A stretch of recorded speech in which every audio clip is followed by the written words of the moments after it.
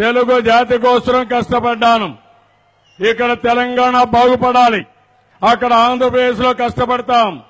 కేంద్రం ఇవ్వాల్సినటువంటి విభజన చట్ట హామీల్ని ప్రత్యేక హోదా సాధించుకుని ముందుకు పోతామని చెప్పాను తప్ప ఎప్పుడూ తెలంగాణ అభివృద్ధికి నేను అడ్డుపడలేదని మరొకసారి మీకు అందరికీ తెలియజేస్తున్నా. 2014లో మేనిఫెస్టోలో పెట్టి చేయగలిగే అవకాశం ఉండి నిన్నటిదాకా కేంద్రంలో అధికారంలో ఉండి ఈ రోజు కూడా రాష్ట్రంలో అధికారంలో ఉండి ప్రజలను మభ్యపెట్టి మోసపుచ్చినందుకు చంద్రబాబు నాయుడు గారు ముందు క్షమాపణ చెప్పాలి ఆంధ్రప్రదేశ్ ప్రజలకు. మీరు చెంపలేసుకోకుండా క్షమాపణ చెప్పకుండా ఇచ్చిన హామీలు అమలు చేయకుండా తిరిగి మేనిఫెస్టో పెడతాం హామీలు ఇస్తామంటే తెలంగాణ ప్రజలు నమ్మరు. ఇది ప్రజాకూటమి కాదు, ఇది దగా కూటమిగా తెలంగాణ ప్రజలు భావిస్తారు. చెల్లని రూపాయి తెలంగాణ చెల్తదా? మీరే చెప్పింది కదా, చంద్రబాబు నాయుడు వంచకుడు, చెల్లని రూపాయి, మోసకారి అని ఆంధ్రప్రదేశ్లో మీరు చెప్పిండ్రు. మరి ఆ మోసకారి చంద్రబాబు నాయుడు ఎట్లా చెల్తాడు తెలంగాణలో? ఆంధ్రప్రదేశ్లో చెల్లని రూపాయి తెలంగాణలో ఎట్లా చెల్లాలి?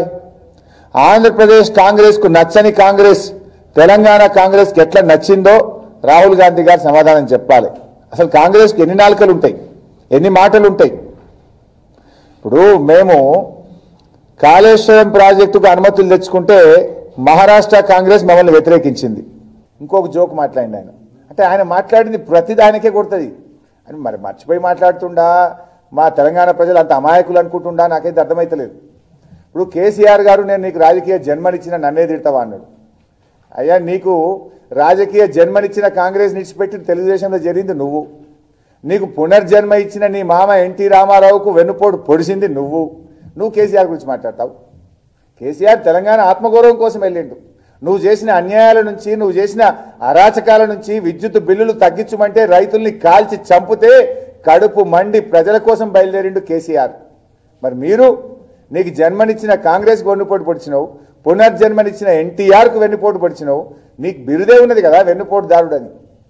మీరు కేసీఆర్ను నీకు జన్మనిచ్చిన నన్ను తిడతావా అని మాట్లాడే నైతికత బాబు గారికి ఉంటుందా?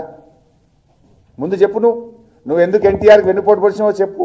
నీకు జన్మనిచ్చిన కాంగ్రెస్కి ఎందుకు వెన్నుపోటు పొడిచినావో చెప్పు.